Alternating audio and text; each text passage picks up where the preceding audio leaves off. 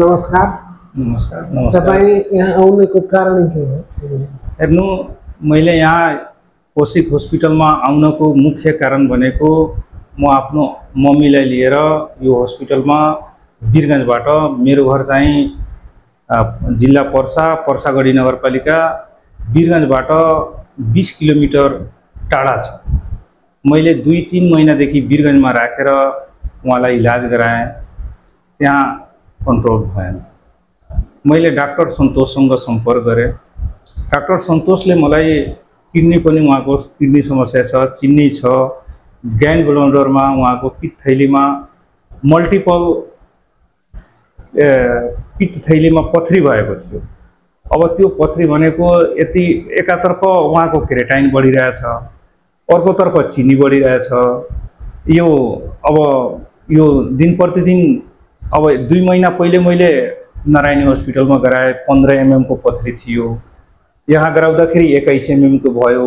यहाँ खास गरी यो कोसिक हस्पिटलमा आउनको कारण के छ कि मेरो आमाको एकदम हाई रिस्क थियो। अपरेसन गराउनको लागि आएँ। मैले वीरगञ्जमा कति डक्टरसँग कुरा गरेँ, त्यहाँ कसैले पनि यता हुन्छ यस्तो हुन्छ, मलाई डर भएर डाक्टर सन्तोषसँग सम्पर्क गरेँ। उहाँले मलाई कोसिक हस्पिटलमा सल्लाह दिनुभयो। यहाँ आउँदाखेरि एकदम म जति तनावमा थियो त्यो तनावभन्दा कोही गुणा माइनसमा आज म धेरै सन्तुष्ट छु। यहाँको मेरो अपरेसन चाहिँ डाक्टर दिपेन्द्र मल्लिकले गर्नुभयो। दिपेन्द्र मल्लिकको साथै तपाईको डाक्टर सन्तोष गुरुङ नेफ्रोलोजी हुनुहुन्थ्यो।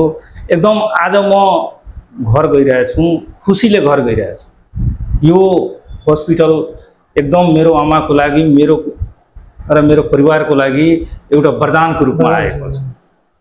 यति म सर्टमा भन्न चाहन्छु, व्याख्या गर्न सक्दिनँ। एकदम राम्रो छ।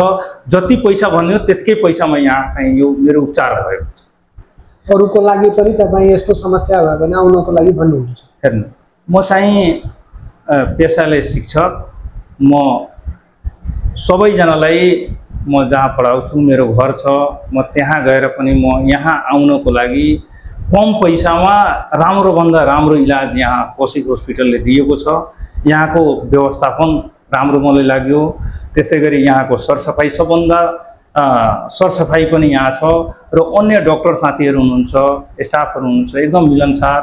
कसैले पनि केही नभन्ने, माने हेप्ने होइन, एकदम मिलनसार व्यवहार यहाँ गरेको छ। यो हस्पिटलमा आउँदाखेरि मलाई एकदम झन् खुसी लागेको छ र मेरो एकदम थोरै समयमा, थोरै पैसामा इलाज चाहिँ राम्रो भएको छ, यो म भन्न चाहन्छु।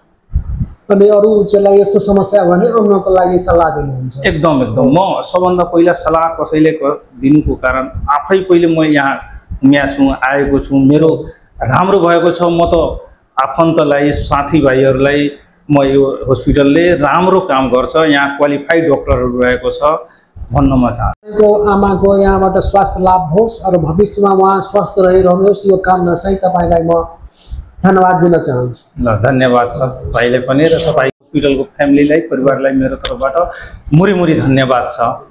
ल, धन्यवाद।